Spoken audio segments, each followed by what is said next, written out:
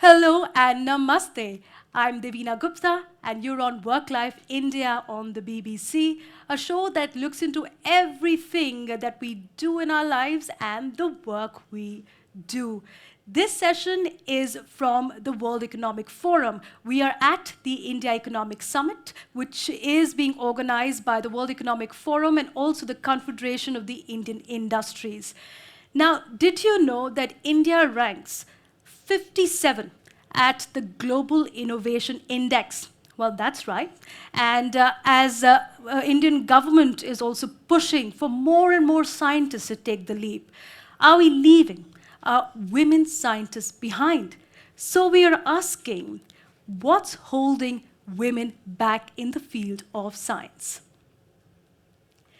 Well, to talk about the entire arena that's open for women and the potential that they have to make sure that India can take the giant tech leap and leave the mark on the world, we have some exceptional voices with us today. And let me start by introducing them. We have Sabine Klauke, who is joining us. Sabine has been head of engineering of one of the leading aviation companies, Airbus, for the defense and space vertical. You've been working in France, Sabine, isn't it? And these are two rare combinations for somebody who gave up gymnastics at a very young age and took up soccer to be playing with boys.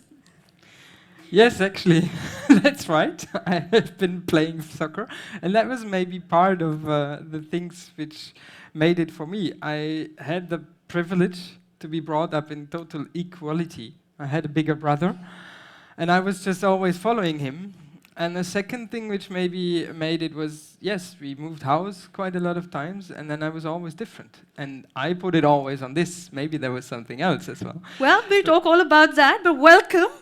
We also have Dr. Ruchi Saxena. She is Director of India Flying Labs. She works with drones, and drones in a sector which needs it the most, which is the India's healthcare sector. You're trying to bridge the gap between the medical needs at the grassroots levels in India with technology. When did it all start, Ruchi? Because you're a doctor by profession and engineer also by the profession of your choice now. Exactly, Devina. So this has been the story of my life. I started off as a doctor, but within a year, I was pulled out of my clinic and put into datamatics to work with the software engineers because I had some perspectives and they were developing a system. So they said, why don't you work with the software engineers and tell them what exactly the doctors and the patients want? So that's where my combination of the medical and the engineering began. Alongside the management, the quality, and the systems, it all kind of just started.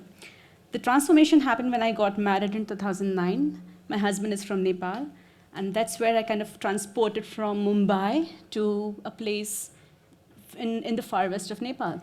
And you see the polar opposite, that you see that you have a very comfortable life where everything is just available outside your doorstep. And here people still have to walk for 4 to 5 hours to reach the nearest health center. And that was kind of an eye-opener because this is a truth for 80% of world population. It's just comfortable life that we have that doesn't allow us to see beyond our comfort zones. But everywhere else, even let's say you go to Nandurbar and you have a tribal population, the nearest blood bank is at 92 kilometers. Absolutely. And that's where you thought there could be a solution with Absolutely. technology, with your background. So, well, that's an interesting and inspiring story, Ruchi. I'm going to call you Ruchi for this session, though. Please. We also have Sarah Zhen. She is from China. She's founder and CEO of Points Technology, which provides block-based solution and confidential computation in banks and other financial services. And Sarah, tell me if this is wrong. You actually started your first website when you were 16 years old. Yes, I had my personal website then, yeah. And is that when you started your interest in science? Yeah, I've always been very interested in new science and technology. My father is an engineer in terms of training, so he always broke it down about what's the approach to solve problems, and that gave me the lens of seeing how to tackle some of the challenges in life as well, yeah. Tackle challenges in life with science. I like that, actually. I'm a science student myself, but journalism got better out of me for the record here. We also have Pritika Mehta. I think you're the youngest in this panel, Pritika, 27-year-old. She's a bright coder, not shy about her age because you're the youngest, I guess. You actually loved maths. You're from northern city of Chandigarh. Is that the starting point of a science interest? Yes, definitely. Maths was my first love, and I knew if I want to be successful, I need to do something that is, choose a career in maths, and that is how I got introduced to coding, and I started coding when I was 14, and I just loved, that with just a computer I could create things with maths, coding, and I was a painter as well, and I always wanted to create things, and that is the reason why I chose computer science. I must say this is a very overwhelming panel. We have all bright students here, and I feel completely under the table. For my record, I don't like maths at all, and that's been my reckoning in life, I guess. But hey, here we are. All right, so let me start by asking, globally, there are about 30% of women who are scientific researchers, globally. India, that number comes down to 14%. So Sabine, am I right in saying that there is a challenge for women when they want to step out and pursue this field? I think first of all, everybody has that challenge, but for women, I think there is a lot of social binary, which is still set, and I think even I always felt it normal what I did, and I only learned over time that maybe I was a bit privileged maybe in thinking this, but it was normal for me to do what I wanted to do, so I did it, and I never had a big problem with this. But if I'm seeing now the generations, and I have a small child as well, how the subtle setting in the society is still there, and the ways we play, the ways we set norms, I think there is a challenge, and it's maybe even more there because it's this subtlety. There is actually a challenge if it also seen in different cultural contexts, I feel. In India, for example, Ruchi, you were mentioning you wanted to be an aeronautical engineer. Yeah. But why didn't you pursue your dream? You could have been in the other chair with Sabine. So, I mean, the protectiveness of the parents, it kind of keeps you. And when I wanted to make flying cars even back then, right? Since 6th standard, Flying cars. I had this on my mind. I want to make flying car, something which can be parked in my garage. And I used to discuss it with the whole world. This is what I want to do. When the time came, I got just the right marks to get into that college. But the college was in Missouri, and my mom was like, why Himalayas and the cold and the temperatures there, and you're not used to it, and you will not be comfortable. And so there was not a permission to go beyond it. And even I did not try to break the boundaries, and I was like, okay, let's stay closer home and let's pursue my second love, which is homeopathy, and because I love the systems which are there in homeopathy. Correct. So this is how I didn't do it that time, but the life comes full circle. But would it have been different if you were a boy? I guess yes, because my brother went to a hostel, I never went. Well, Sarah, is this similar in China? Is there a discrimination that families subconsciously or consciously do practice, which is holding women back? So it's interesting because I was born and raised in Shanghai. Shanghai is the city in China where men are supposed to do the housework. So it's not that women don't do housework, but the expectation is different. So, but I think things have really changed a lot. When I was in middle school, because I went to science talent programs, it's true that there are only a handful of female in a class of 50, but these days there are really a lot of female entrepreneurs. China also had the largest number of self-made female billionaires around the world. So things really have changed a lot. I think something has to do with mandatory education system for sure, and also there is an element of the consequence of the one-child policy as well. Because in my generation, every household only have one kid. No matter if you are a girl or boy, you are required to go to school for 9 years, and it's very strictly implemented. A lot of the school system is focusing on standardized tests.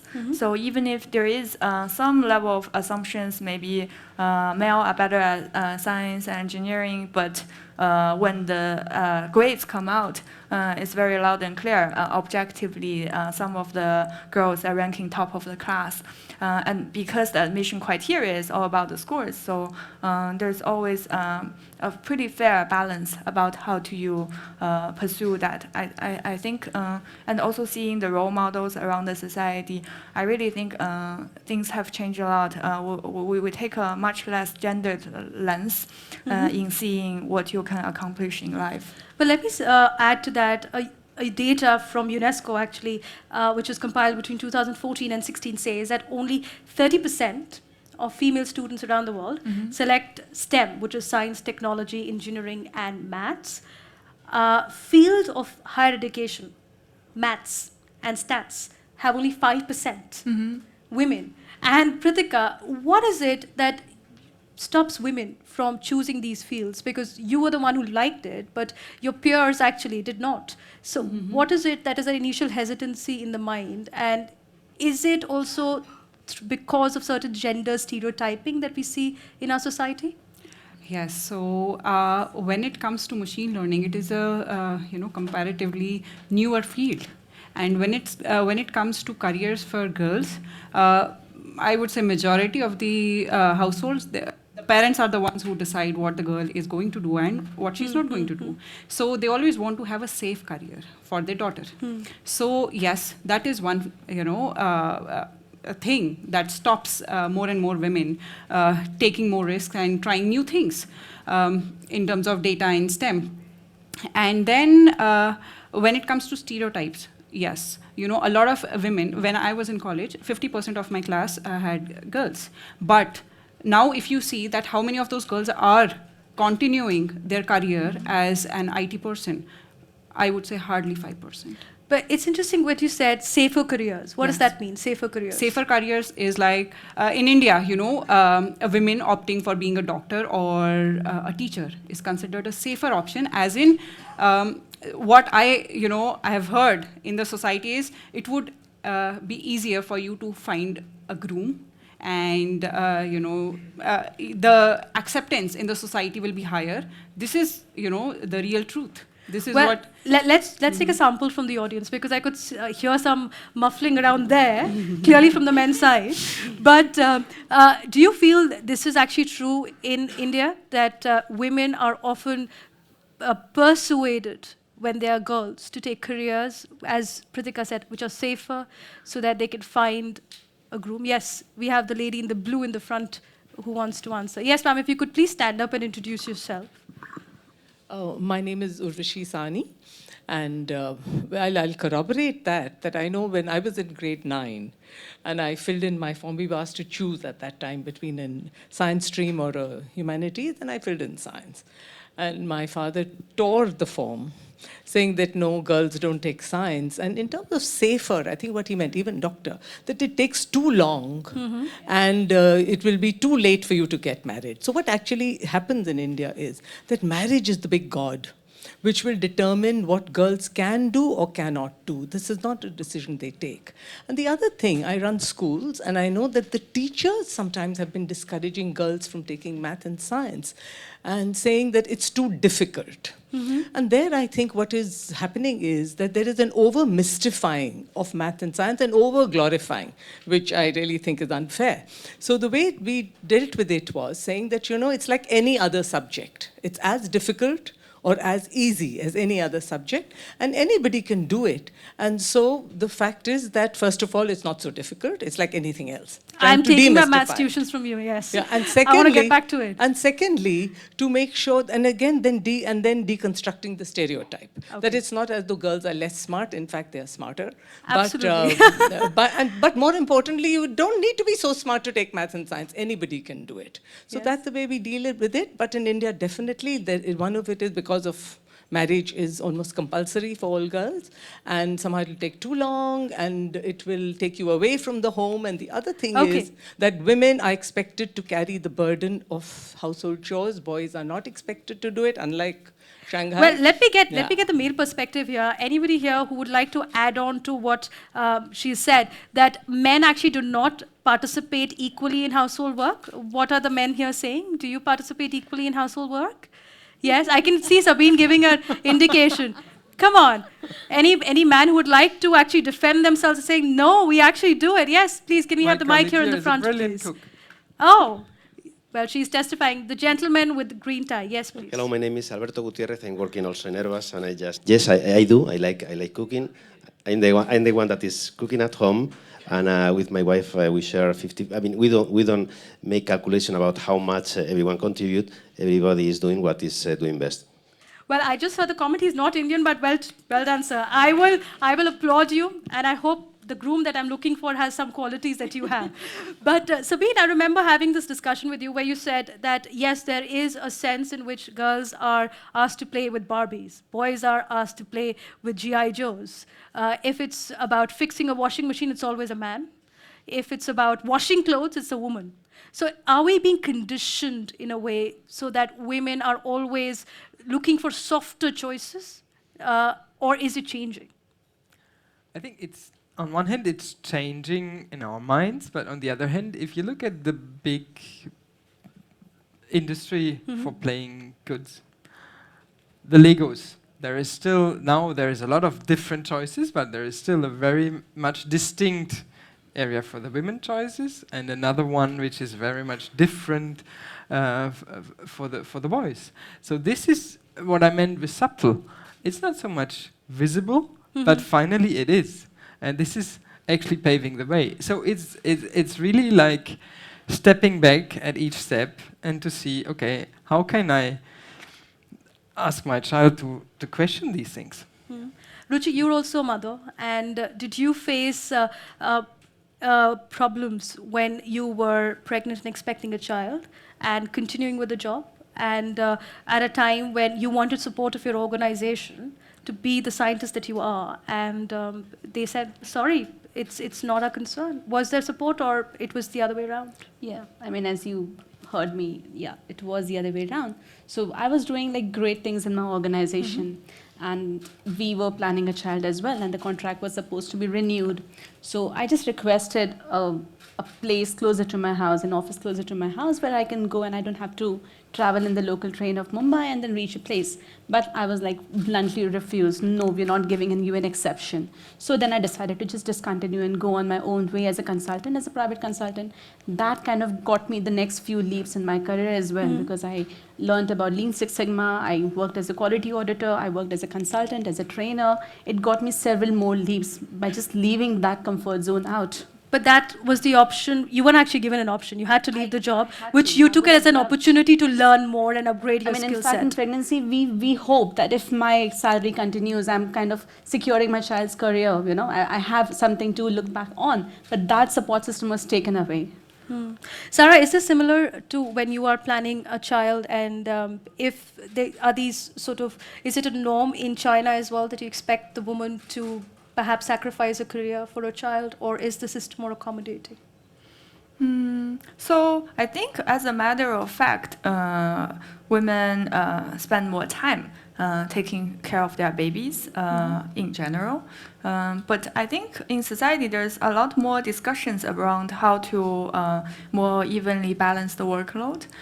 Some of the companies, for example, Google in China, they actually give men 3 months paid paternity leave when their wife starts to have babies, because one study shows, because people think men don't know how to take care of babies, but actually women don't know how to take care of baby either from the beginning.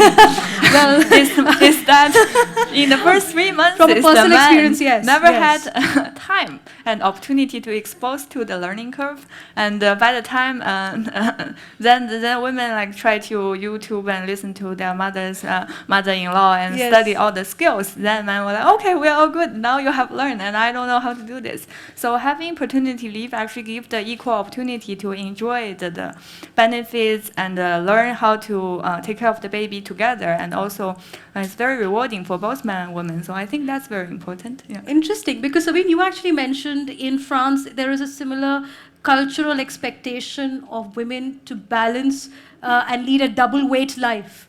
As you said, home and work, and it's about home first and work later. So actually, in Europe, we always tend to compare between the different European cultures. So I'm living in France for 10 years now, but I'm a German. And in Germany, we tended to be work home first, then work for the women. And a lot of women actually did the right studies, did the great studies, and then finally, after maternity leaves, it's very, very difficult to reintegrate. In France, it was much more equal, at least for the first step. So we have more women for 30 years already, but they all had the double weight. So it is the woman which is organizing. It is the mother organizing, having the mental weight as well to organize it all. In Germany, for 15 years now, we started to have paternity leave as well.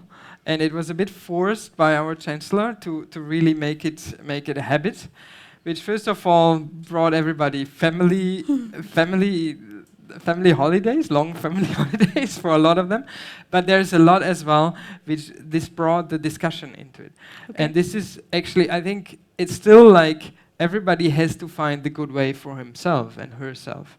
And most of the time with the direct environment in work, with the boss, with the colleagues.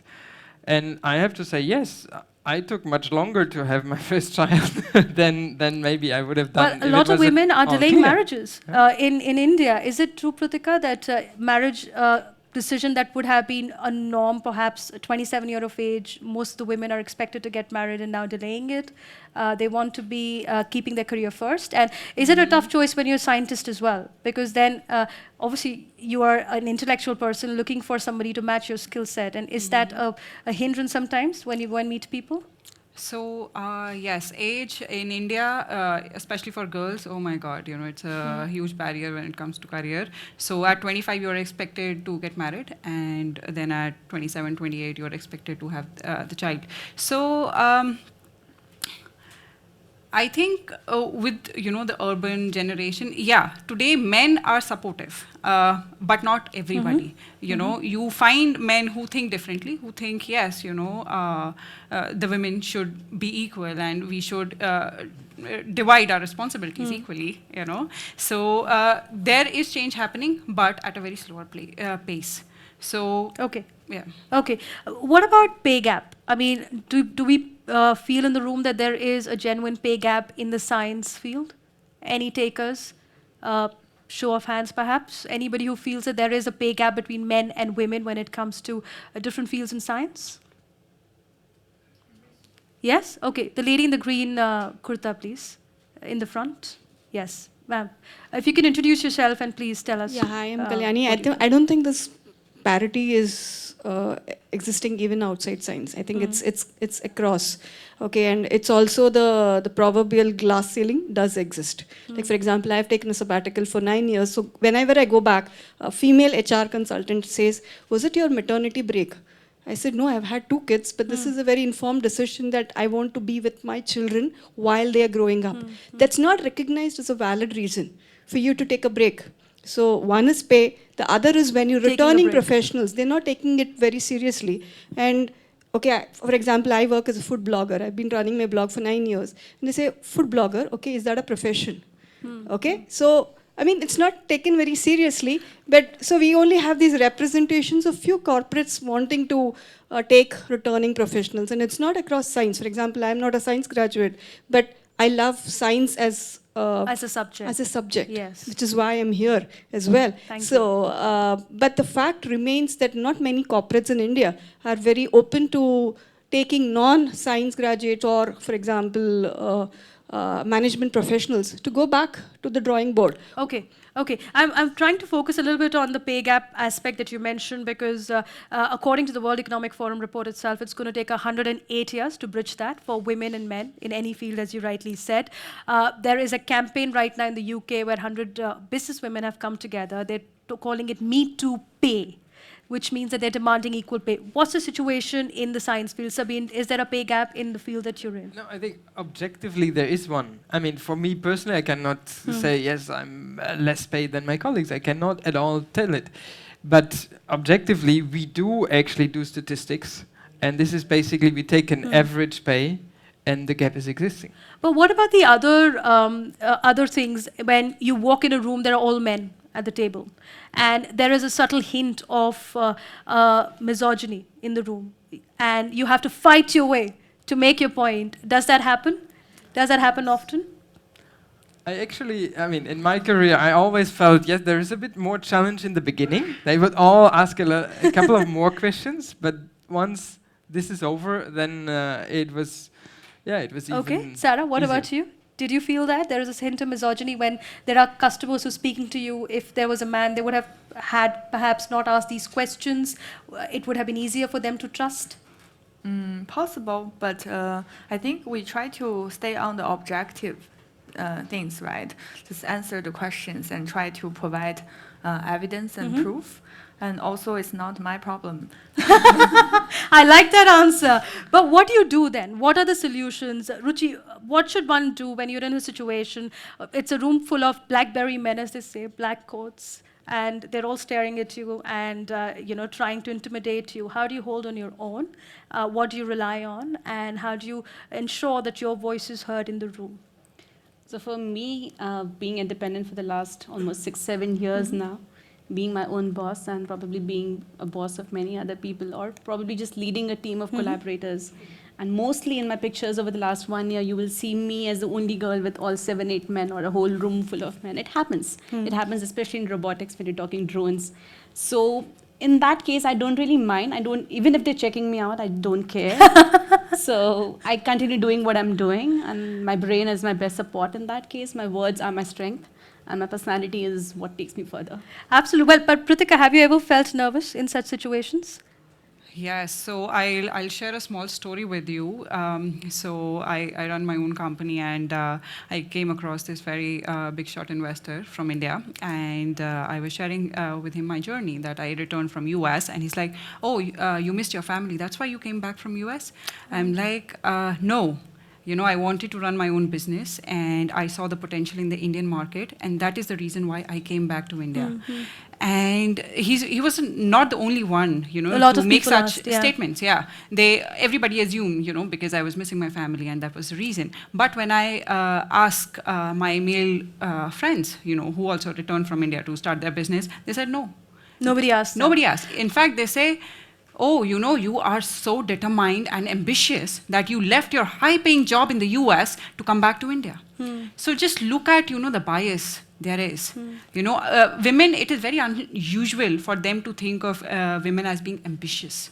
So if there is no support, and this stereotype exists that, women are not that ambitious as men, how do we change this mindset then? How do we get more women in science? Where does it all start? Sabine, where does it all start? And how do you ensure that girls are studying science and women are getting equal opportunities? So we are actually trying to push for it hard, and we have actually studied a little bit, and we've seen that in the age of 8 to 10, this is actually where everybody starts to do dreams. And this is where we try to be with the school. So we have a program where every week we have one class from school coming into our premises, in our headquarters in Munich, and they are doing like informatics work. Actually try to bring the girls into this interest, because it's exactly in this age that it's specifically good. Then for sure we work with schools, universities, everywhere to pull not only women but to pull the talents. And we do that in the different regions. Specifically in India, we have a lot of activity as well, because we have engineering teams here for 12 years now, and it's really raised greatly. I think we started with 25 engineers in Bangalore, where now we are 500. And how many women? We are at 13%, which is a little bit less than what we have overall, but even overall, we have 17% women in the whole company, and including all the functions which we tend to think it's a start. Ruchi, tell me, what about role models? Because when we actually see even portrayal of women scientists in the mainstream media, it's a very stereotypical portrayal of somebody who's wearing specs, somebody who's a little geeky, as the word is used again. But how can we ensure more role models? So I can give you one example from Fiji. So the girl who's leading the flying labs there, she is Amrita. She recently won an award for women to watch in in unmanned aerial space. So what she has been running is a program called Fly Like a Girl, in which she trains girls from schools and colleges into flying drones. And I'm like so inspired by her that we have planned a kind of revolving world tour when we go to each other's countries and we support all the women through boot camps. So creating role models is from the community itself. So once you train a girl from the community, she takes over and trains 100 more girls. This is the model we should go. Instead of we can just start it, we can initiate it, we can be the catalyst of it, but then it should be them who take it So forward. women supporting women. Pritika, you actually train coders and you do a program for encouraging girl coders. Is there a reception of this idea within the community in India as well? And or are there challenges? Is there a hesitancy that why should we do this? Or does it really help? So in India, when you speak of the urban India, yes, parents are, they encourage their daughters to go out and learn these new things because they think they can make careers out of it. In India, yes, new parents, they are very receptive of this and they are encouraging. Okay. Yeah. A question to everybody here. There's always been a talk of affirmative action as well. In our premier institute in India, the Indian Institute of Technology, only 10% women applicants and those who are enrolled are women. Only 10%. So there's an idea that you could have additional quota for girls, let them come and give them seats. Does this work? Does this idea of affirmative action in our educational institutions work? Anyone else as well, please? Does affirmative action work? Yes, the lady with a green shirt, please, in the front. Thank you. I think the quota system will not work. We need to have more role models when projecting. So I work in educating girls on STEM education in tribal areas and have a report where children don't know about existing women scientists as well. And because they say that they don't have it in their textbook. So rather than the quotas giving especially for girls, we need to educate both boys and girls about all the Indian women scientists or like overall in general and give them a role model. So more outreach programs rather than giving a quota because again it will lead to an indifferential imbalance in the system. It's very interesting what you're doing in rural India. And when you speak to these parents of these girls, are they willing to participate? And what's the challenge in the mindset that you need to change? How can you do that? So in urban area, yes. So I think the scenario in urban area is very balanced. But when we go to tribal or semi-urban or rural areas, we face challenges like they don't want girls to come to science classes because they think that it is not relevant to them. And how do you change that? I have a school asking for donation of sewing machine rather than developing a lab. So we are into that existence, but yes, the stakeholders, the teachers and the principals are very affirmative of giving pursuing of STEM education in their school. So yes, we'll go upon the track. Yes, we have actually a gentleman at the back because it's supposed to be a gender equity, so I don't want to leave the boys and men behind. Please, the gentleman in the back in the blue shirt, please. Blue shirt, please, sir, if you can stand. Yes. Hi, my name is Mevan. I'm a global chef from the Colombo hub in Sri Lanka. I also work for a tech startup called PickMe. So actually in Sri Lanka, this percentage that you talk about is very different. We have now females surpassing the male percentage in the number of graduates across all state universities. Now it's bordering almost towards 60%, which is really impressive. But then the problem lies when you go to the workforce, you don't really see all of those exceptional graduates, those first-class honors batch tops coming into the workforce. Now, me being on the employer side of things, when I also try to strike a balance in the workforce, I find it extremely challenging because the number of applicants itself is a complete different ballgame. So it's not just selection quotas, you should also, I think there should be also a lot of work done towards the enthusiasm shown. And also it may come through the empowering process as you've rightly spoken, but also to make sure that girls who are qualified are confident enough to make those choices to take it to the next level of their career. Well, So thank you. That's very well said. Yes, we have a gentleman in the red tie, please, in the front. Thank you. My name is Philippe Monnier from Switzerland. actually, we have seen there are a lot of barriers for women, difficulties, and you emphasize it very well. But I still know a lot of women who are extremely successful, and sometimes partly because they are women. Sometimes they are part of my family, they are my close friends. So my question to you is, what is a success for formula? How can you take advantage of the fact that you're a woman to achieve the goal? Really? Your Okay. goals. I'll put this to the panel, because is there an advantage there? Is there an advantage, Sarah, being a woman? And do you also have the soft skills, as they say, to further your business interests? I actually want to go back to your affirmative question Sure. for a bit. I actually think it's okay to increase the quota, and I think you should, for two reasons. One, engineering, they can be taught and learned.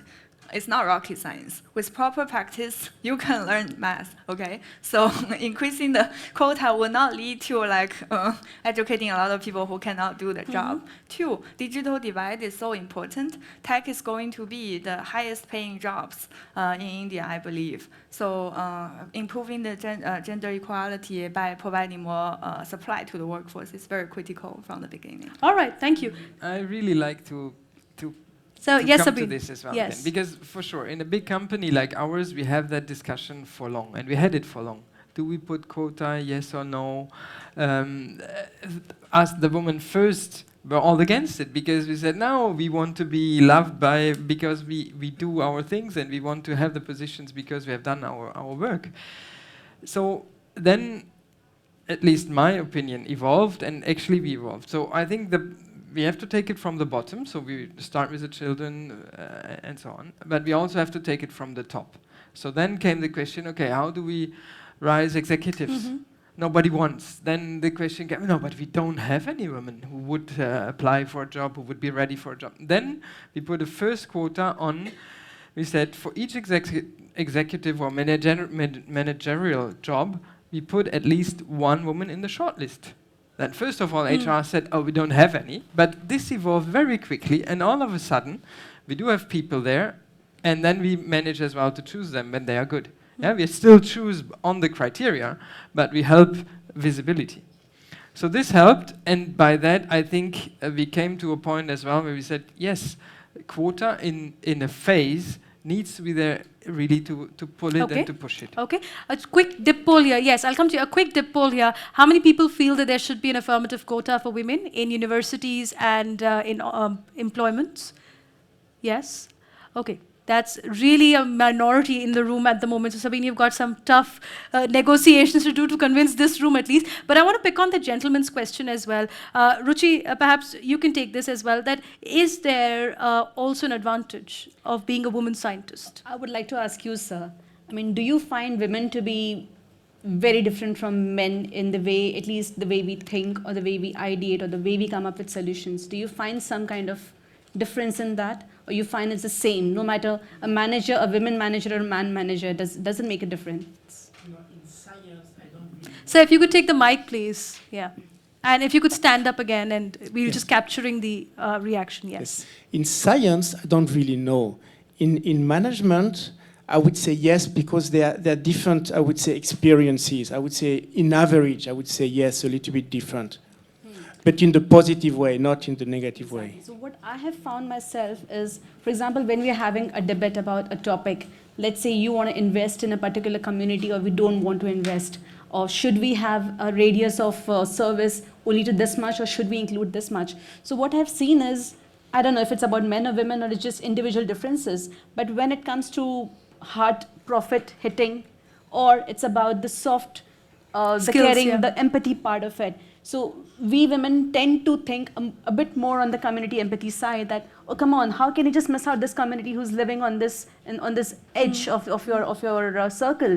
What if there is a woman there who's pregnant and who needs your drone right away? Would you not be sending it? So they're like, oh, come on, it's outside a radius. How can we do that? So we tend to kind of think the way we think. I mean, we bring in our maternal instincts, our caring instincts, our love and our care. But I don't know if it's just individualistic or if it's about across the way the men Pritika, think. do you have a point?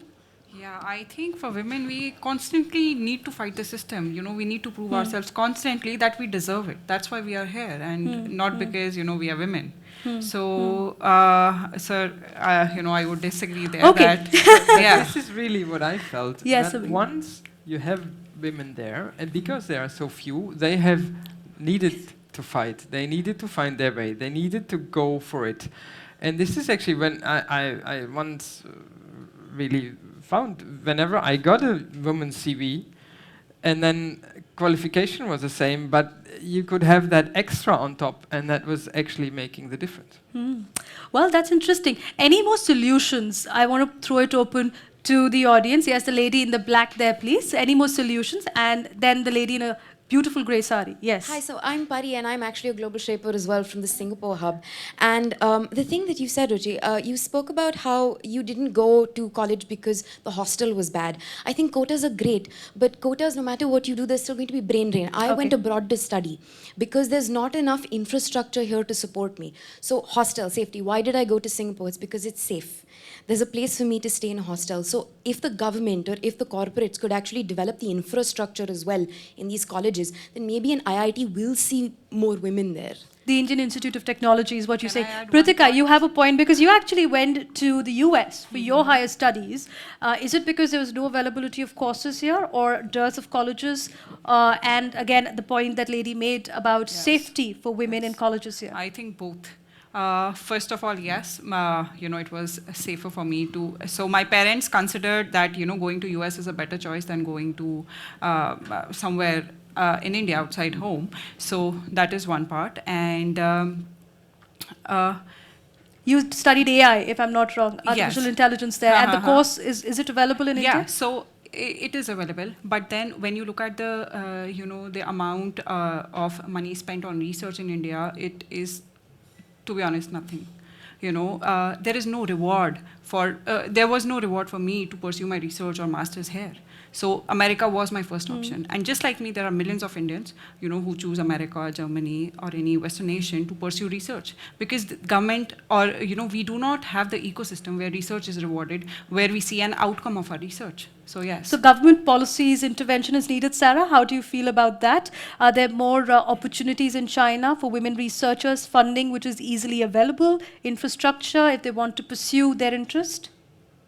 I think my understanding is that it's primarily merit-based. Of course, there will be, as any professions, when you progress to tenure and become a senior researcher, there will be more. There are still more men than women who are in the senior positions. Funding, etc. You still need to have these personal elements of how do I actually have enough funds for the research, etc. So there is this social network piece of it, but at the same time, there are a lot of very, very good role models already in the academia, right? So the only Nobel Prize winner from China originally is a female chemist. Oh, that's really nice. That's really nice.